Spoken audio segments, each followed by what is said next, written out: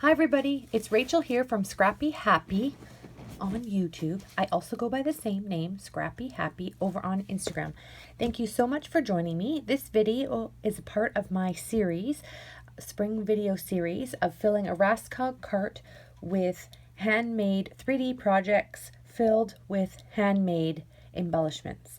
Today's project share or video process share is all about how I go ahead and make my own custom DIY ephemera using my Ohuhu markers. So these are the Ohuhu markers. I got these as a Christmas present and I've been using them lots since then. This is the 200 set and it is the bullet tip. So that's the tip right there. And I prefer these myself as a beginner colorer. These are alcohol markers and it's a great cost alternative to the Copics markers that are out there on the market. I just couldn't afford or justify those. So basically, here is my start of making, taking my stamps and making custom ephemera to use with the paper collection. So the first thing you need to do when you get your Ohuhu markers is to go ahead and make a swatch.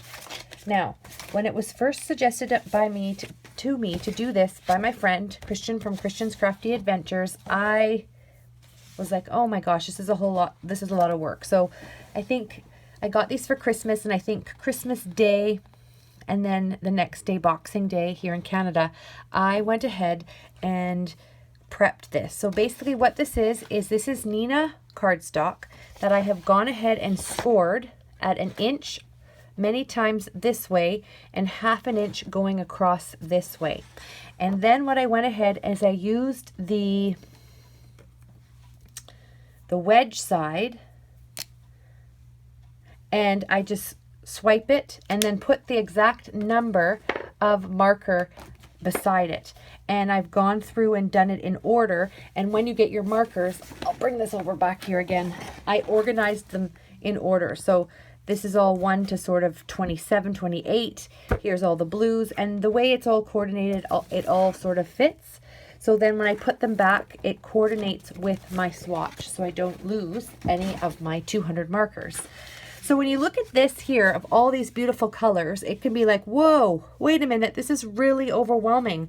Why do I need all these many colors and how am I going to go about coloring it? The key is to make custom swatches from this major swap. So when you look at these colors, the lids don't always match the color. So I suggest always using whatever, if you're using Nina cardstock, then do your swatch on Nina cardstock. It did come with its own swatches here, but I just wasn't really a fan of those. It was not going to be the same color paper that I'm coloring on, and I wanted to use the exact same paper. So what I did, as I said, is I prepped all of this and then I put it to the side. And then what I do is I pull out the paper collection that I'm going to be working with.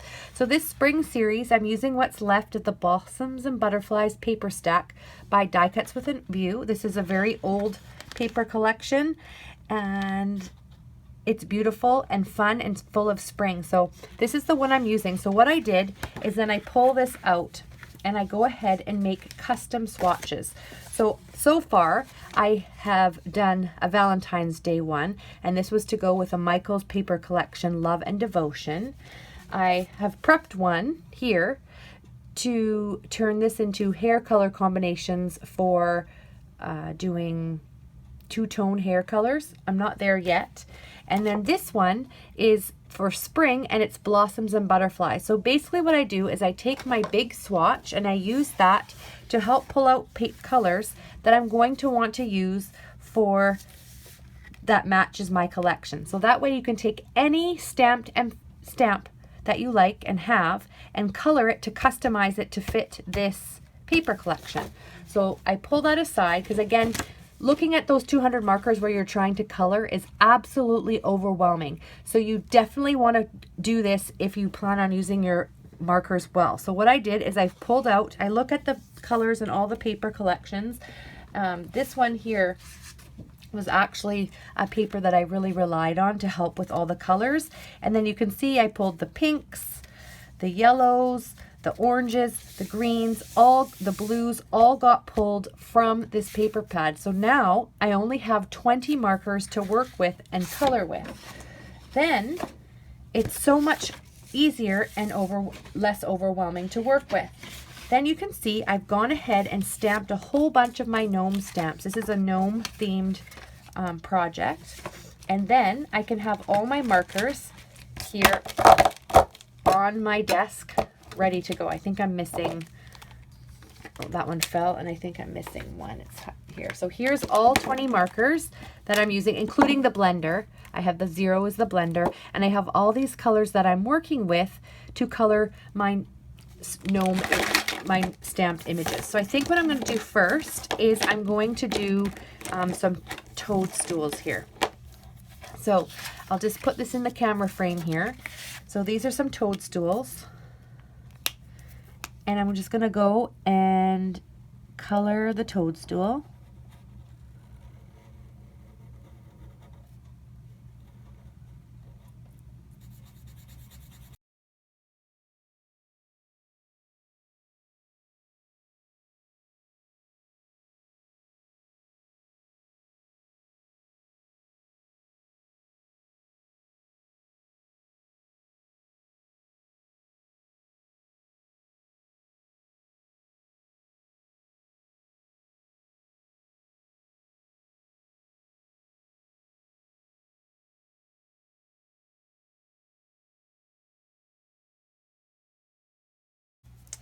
Now you can see that these are all colored. So the 3 cards that I had of images, the big mushrooms with the guitar playing gnome, the cute little girl blowing kisses, and I call her Matilda, and this stamp set with the mushrooms and the greenery are all colored.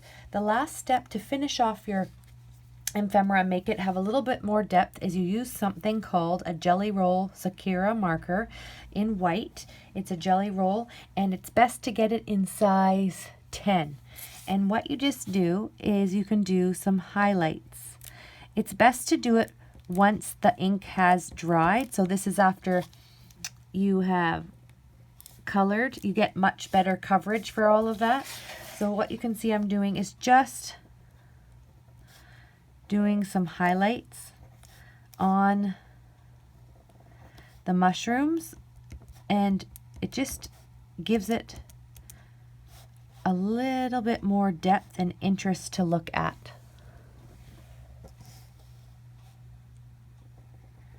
Hopefully I'm in the camera view here. Just trying something different tonight. So then here along the, and you're just highlighting. Dot. And then you can do the same thing with the hats. Just on the one side, just follow the edge and just put some dots. Well, this one goes this way. It's a little easier when you're having all the stamps going all the one way, but this is some scrap Nina ink that was left over, or paper I should say, that was left over from a traveler's notebook project. And so I want to make sure I use all the stuff in my stash wisely. So there we go.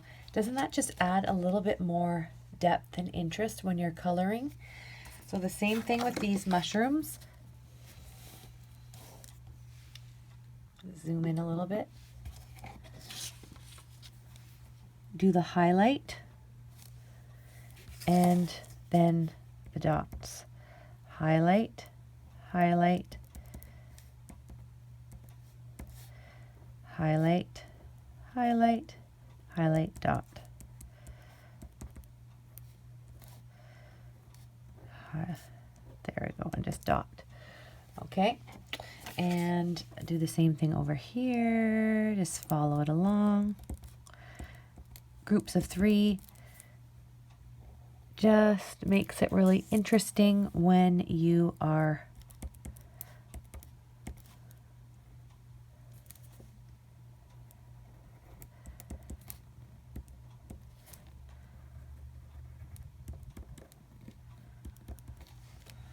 doing this. And then over here,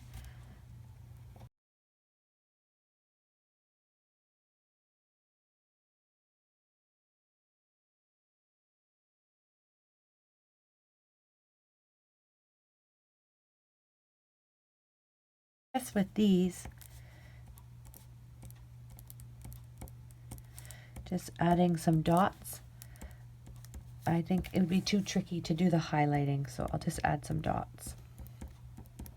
There. And so look how that just adds so much dimension. What I'm going to do after that is I'm going to go ahead and fussy cut. A quick tip for fussy cutting is to have a really good pair of scissors, and when you're cutting, you actually move the paper. You don't move the scissors. The scissors stay in position and you move the paper. So I'll just cut this mushroom out really quick.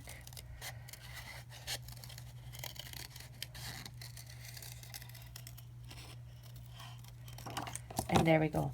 That's not the best one because I didn't keep the even space, but doing it under the camera was proved to be a little more difficult than expected. So I'll go ahead and cut those out, and then this little jar here is going to be filled with ephemera that perfectly matches my paper collection, the blossoms and butterflies, which I am using for this project. So there are some of the papers in the collection there. You can have a look and see. So thank you so much for joining me for this episode of Let's Get Crafty. Please check out the video series down below that shows all the items that I'm making to fill a handmade Raskog cart for a crafty friend. Thank you so much for joining me. We'll see you next time. Bye-bye.